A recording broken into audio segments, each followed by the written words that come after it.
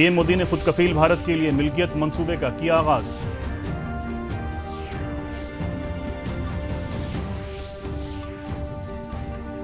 BJP Bihar in charge Bhupendra Yadav ने कहा, opposition अवाम का एतमाद खो चुका है।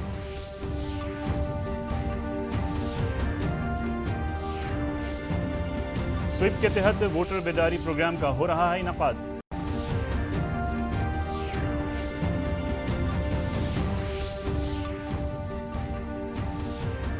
और डीडी न्यूज की मास्क अप इंडिया मुहिम को मिल रही है हिमायत।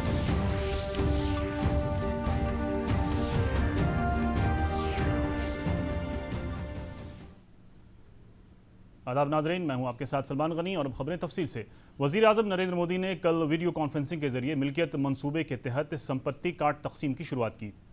इस मौके पर वजीर आजम नरेंद्र मोदी ने कहा कि मिल्कियत मंसूबा देही भारत में मुस्बत तब्दीली लाएगा। जनाब मोदी ने कहा कि इमलाक के मालिकाना हक का दस्तावेज देही बाशिंदों को मजबूत बनाएगा। वजीर आजम ने कहा कि इससे उन्हें बैंक कर्ज समेत कई माली सहूलतें मिल सकेंगी।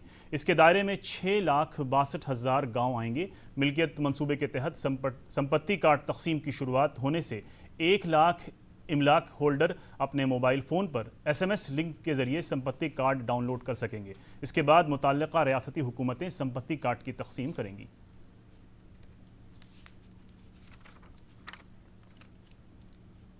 एक और बड़ा कदम उठा लिया है। स्वामित्व योजना गांव में रहने वाले हमारे भाइयों बहनों को आत्मनिर्भर बनाने में बहुत मदद करने वाली है।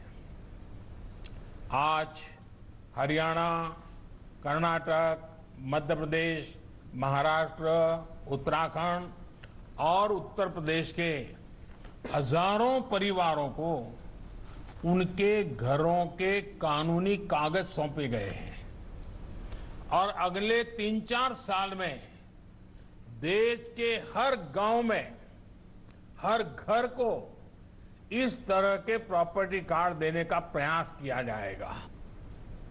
ये अधिकार एक प्रकार से कानूनी दस्तावेज है। आपका घर आप ही का ही है। आपके घर में आप ही रहेंगे। आपके घर का क्या उपयोग करना है इसका निर्णय अब आप ही करेंगे। न सरकार उसको कुछ दखल कर सकती है, न अड़ोस पड़ोस के लोग कर सकते हैं। ये योजना हमारे देश के गांवों में ऐतिहासिक परिवर्तन लाने वाली है।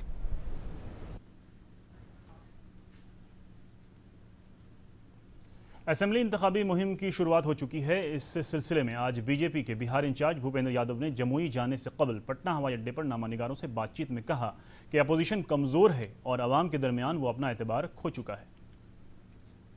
एनडीए का पूरा चुनाव प्रचार शुरू हुआ है। ये चुनाव एनडीए को 3/4 बहुमत से विजय दिला करके बिहार में जिस विकास की रफ्तार को पिछले 15 साल में एनडीए की सरकार ने बढ़ाया है, उस विकास की रफ्तार को आत्मनिर्भर बिहार के दिशा में ले जाने के लिए, लोगों का आशीर्वाद पाने के लिए हम लोग ये चुनाव लड़ रहे हैं। विपक्ष टिकेगा? विपक्ष तो टिकने की तो बात बहुत दूर है। विपक्ष से लोगों का विश्वास खत्म हो गया। शुरू में ऐसा हुआ था कि जीतन राम मांझी जी की जो पार्टी है, उनको आरजेडी के महागठबंधन ने धोखा दिया। उपेंद्र कुशवाहा उनके धोखे के कारण अलग चले गए और उसके बाद विकासशील इंसान पार्टी ने सबके सामने बताया कि किस प्रकार से महागठबंधन ने उनके पीठ में छुरा घोंपा। और सबसे बड़ी बात है कि झारखंड में जो आरजेडी के साथ सरकार बना रखी है, झारखंड मुक्ति मोर्चा, उन्होंने भी ये कहा कि आरजेडी को राजनीतिक शिष्टाचार नहीं है। वहीं नायब वजीर आला सुशील कुमार मोदी ने कहा कि एलजेपी एनडीए का हिस्सा नहीं है। बिहार में जेडीयू, बीजेपी, हम और वीआईपी का इत्तेहाद है, जिसके सरबराह नीतीश कुमार हैं।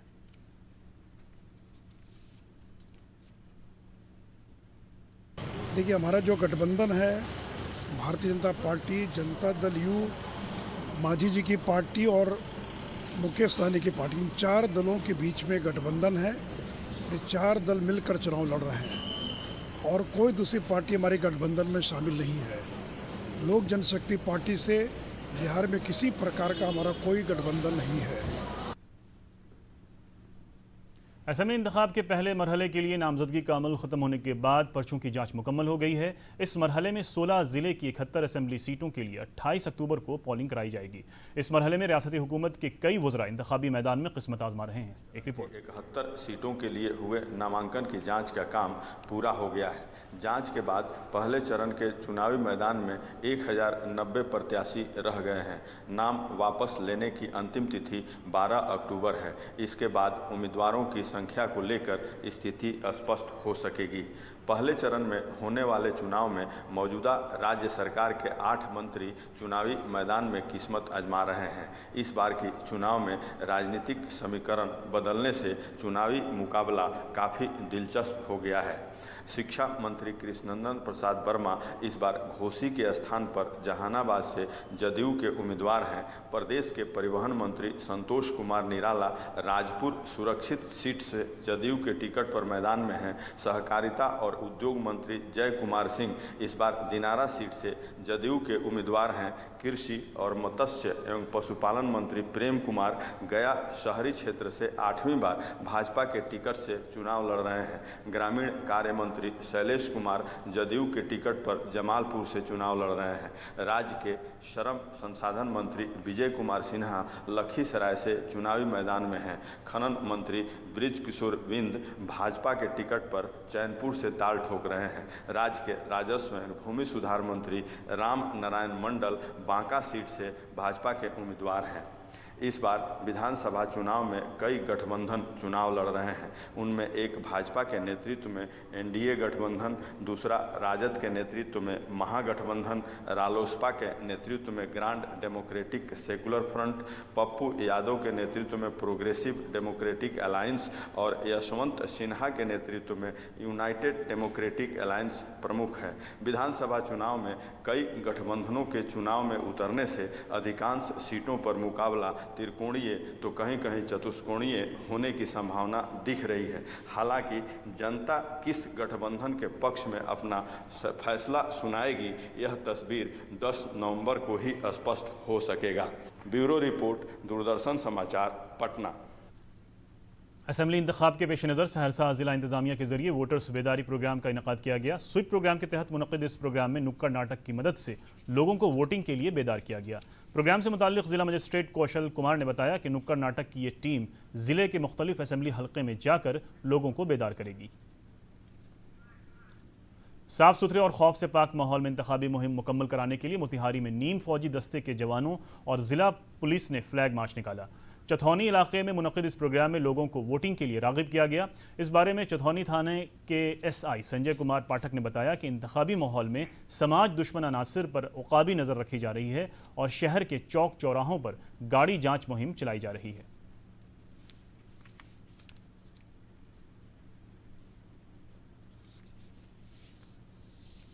कटिहार जिले में जिला इलेक्टोरल अफसर कंवल तनूज की क़यादत में पोस्टल बैलेट के तहत मॉक ड्रिल किया गया। इस बारे में जानकारी देते हुए इलेक्टोरल अफसर ने बताया कि इंतखाबी ज़ाब्ता 1961 के तहत बुजुर्गों और माजूर वोटरों को पोस्टल बैलेट से पोलिंग की सहूलत दी गई है।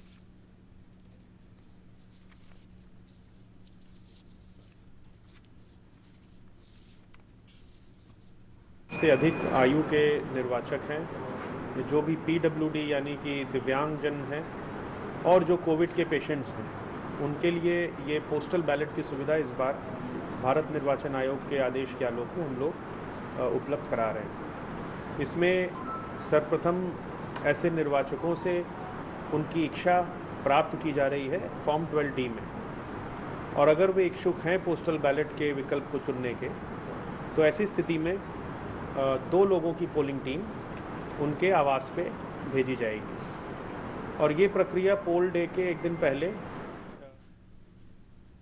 बिहार कानून साज काउंसिल के 2 साला इंतखाब 2020 को बेहतर तरीके से मुनक्किद कराने के लिए असिस्टेंट इलेक्टोरल अफसर और जिला मजिस्ट्रेट पटना कुमार रवि ने पोलिंग बूथों का मुआयना किया।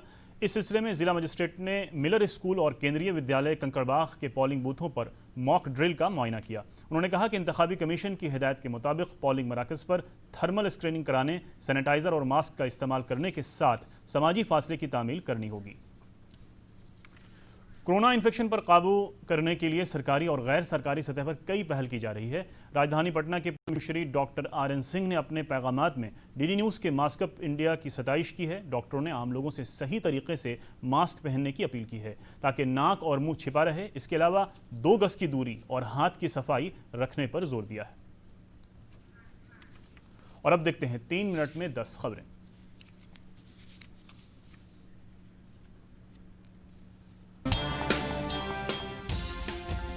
भारत और चीन के दरमियान सरहदी तनाज़े को कम करने के लिए आज कोर कमांडर सतह की 7वीं दौर की बातचीत होगी।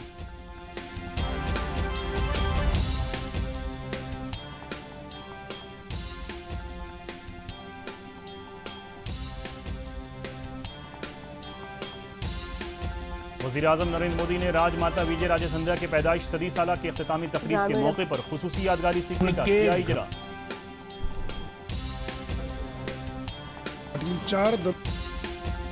12 अक्टूबर है। लखीसराय से GST काउंसिल की 43वीं मीटिंग आज। मीटिंग में लगातार तीसरी बार GST महसूलात में कमी आगे के बढ़ते हैं। खिलाफ पर होगी विधानसभा बातचीत। चुनाव के मद्देनजर सहरसा जिला प्रशासन द्वारा मतदाता जागरूकता कार्यक्रम।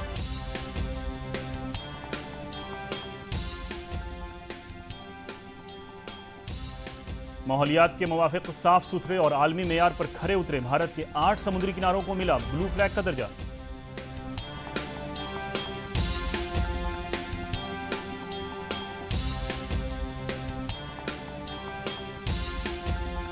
CBSE 10वीं और 12वीं के निसाब में 50% की तखफीफ करेगा। कोरोना की वजह से ये फैसला किया गया।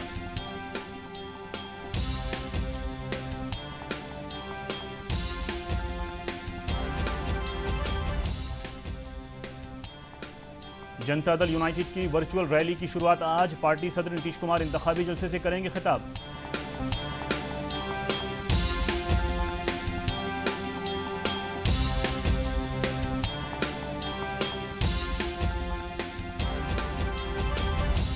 इंतखाबी तशरीह मुहिम के लिए BJP, Janata Dal United, RJD और कांग्रेस ने स्टार कैंपेनर्स की फहरिस्त जारी की। राजीव प्रताप रूडी और शहनवाज हुसैन बीजेपी की फहरिस्त में शामिल नहीं।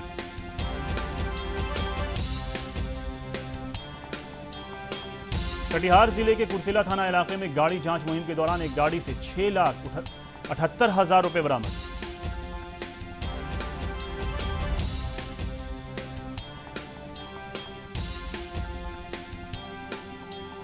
आज आर्थराइटिस का आलमी दिन है। लोगों को गठिया बीमारी से होने वाली परेशानियों से बचाने के लिए कई बेदारी प्रोग्रामों का इनेकाद हो रहा है।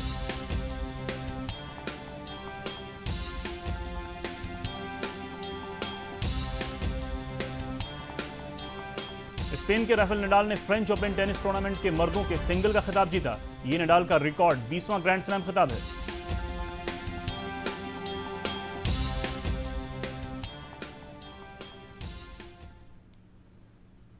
और अब आखिर में खास खबरें एक बार फिर।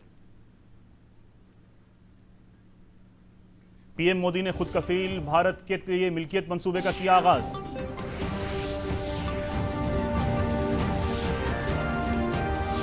बीजेपी बिहार इंचार्ज भूपेंद्र यादव ने कहा अपोजिशन अवाम का एतमाद खो चुका है। पीएम मोदी ने आत्मनिर्भर भारत के लिए स्वामित्व योजना का स्वीप के किया तहत वोटर्स शुभारंभ। बेदारी प्रोग्राम का हो रहा है इनेकाद। भाजपा बिहार प्रभारी भूपेंद्र यादव ने कहा विपक्ष जनता का विश्वास खो चुका है। और DD न्यूज की मास्क अप इंडिया मुहिम को मिल रही है हिमायत। स्वीप के तहत मतदाता जागरूकता कार्यक्रम का कोरोना हो दौर रहा में है वोट करना आयोजन। लाजमी है। इस दौरान 2 गज का फासला जरूर बनाए रखें, हाथों को सैनिटाइज करें और सही तरीके से मास्क लगाएं। और DD न्यूज के मास्क अप इंडिया अभियान को मिल रहा है समर्थन।